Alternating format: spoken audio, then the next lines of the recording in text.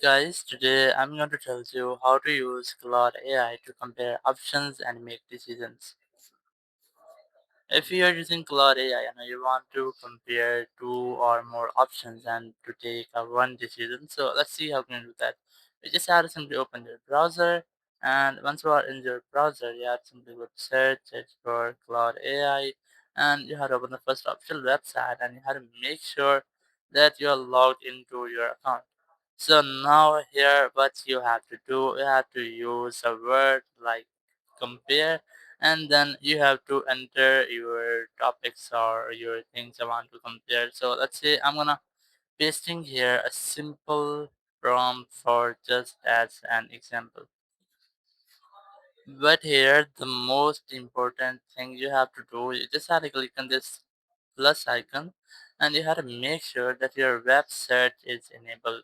So what it means that once your website is enabled, you will see the results from internet search, because Claude has that of almost 2025. So once you have enabled website, it will be able to live search on internet, and it will give you correct responses here. So I'm gonna paste my prompt. Here is compare the main word, and here's the first option, the second option, and third option. So basically it's comparing and the three options like buying a new laptop or a refurbished laptop or waiting for 6 months if there will be any change and prices of laptop. Once you have done, you have to enter something else like consider cost, performance, reliability, and long-term value.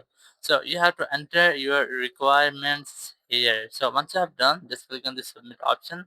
So it will submit your question here and it will respond you in some moments. So you just have to wait.